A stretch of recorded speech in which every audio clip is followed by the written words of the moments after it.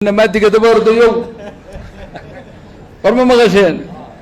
halkana adduunka oo dhan laga xukumi doonaa buu sheekhoodii yiri xasab ar-ru'ya as-saadiqa insha Allah uu dhowr goor noo sheegay oo cajaa'ib leh oo bishaaro u ah Soomaalida wuxuu yiri waxaan ku riyooday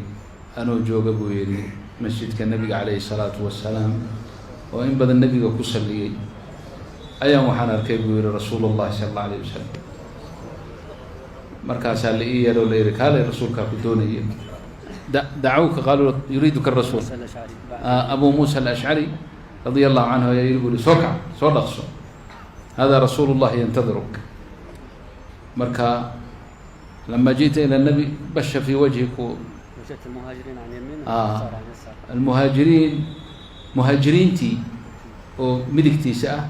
هي أنصارتي وبلحدي ساعة أيان ويمد بويري marka nabiga calayhi salaatu wasalaam nabiga marka gacantiisa waxa buu yiri oo gacanta ku haya geed timira oo yar geerta timirta ah yar fasiila leeyda ee abuurka ayuu gacanta ku haya muhaajiriintana mid walba ma gacantiisa geed buu ku haya ansaartana mid bay gacanta ku hayaan markaasuu nabigu wuxuu yiri buu calayhi salaatu wasalaam oo amray inaan anigu amiir u noqdo sooma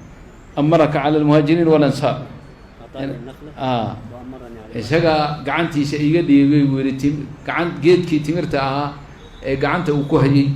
أيوهدي ويقول عليه الصلاة والسلام مهاجرين تي أنصارتين وحويرين نكار راعة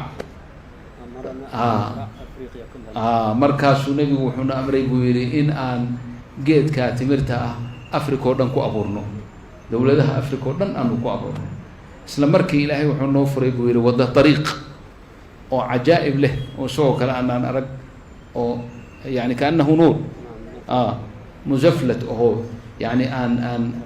tariiq abyada ba ilaahay noo furay min al-madina ila magaaladooda oo Nouakchott Mauritania markii ba si degdeg ah ku tagnay buu yiri aniga iyo muhaajiriintii ansaartii iyadoo reer Nouakchott magaaladoodii ay soo baxeen oo istiqbaal u yimaadeen timirtii geedkii meeshii lagu abuuri lahaana ay baneeyeen timirtii nakhladii fazaractuha zaractaha anta والمهاجرين والأنصار مهاجرين زرعوا شمال أفريقيا مهاجرينتي أنصارتينا وان كلا ديريو مهاجرينتينا وحنو ديري بويري غرب مغرب جزائر هلكا إلى وضمدا سي أودين صومالي كتو دنبيين بويري آخر نخلة waxay ku abuureen buu yiri Soomaaliya ansaartiina sidoo kale bidixday ka bilaabeen Januub Mauritania iyo Senegal iyo halkaas ay soo wadeen iyo Kenya dhulkaas ay soo mareen iyaguna meeshii ugu dambeysay ay nakhlada ku abuureen Soomaaliya marka wuxuu yiri dawladihii oo dhan hal timir bay heleen Soomaaliya laba timir bay heshay buu laba geed ayay heshay buu marka waxaan ku awilay buu waa Mauritania shajaratin بس اجتمع فيها المهاجرين ما اجتمع المهاجر والأنصار إلا في دولتين مهاجرين تي أنصار ما إلى كل من بويري إلا لبا دولة دود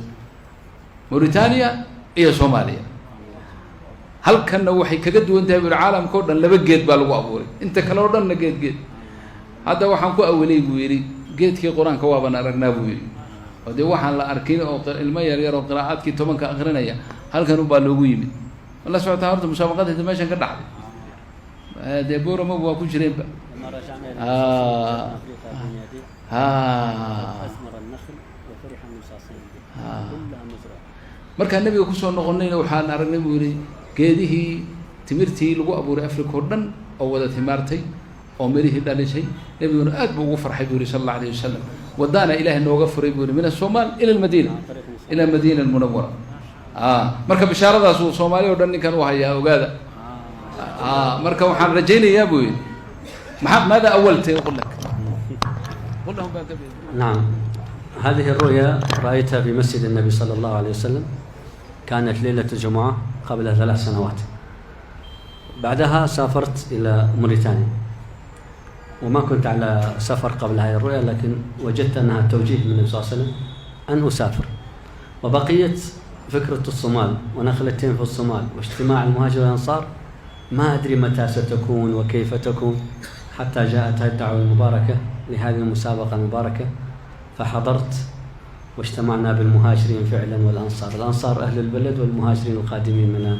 الخارج. هذا ناحية. الأمر الآخر أن النخل يدل على المؤمن، شجرة تشبه المؤمن لا يتساقط ورقها. قال ابن عمر: فوقع الناس في شجر البادية فوقع في نفسي أنها النخلة. النخلة تدل على الكلمة الطيبة، النخلة تدل على الرزق الحلال. هزي إليك بجذع النخلة تساقط عليك رطبا جنيا. وفي دلالة على أن أفريقيا ستقود العالم وهي القوة القادمة، وأمريكا وأوروبا وآسيا كل القارات ستكون فقيرة لأفريقيا، وأفريقيا هي القائدة. فأبشروا بالخير. وكان nimankiina maadiga daba ordayow war ma maqasheen halkana adduunka oo dhan laga xukumi doonaa buu sheekhu yiri xasab ar-ru'ya as-sadiqa insha Allah waxba iska daay markaas in iska alaabtana daba ordaysiin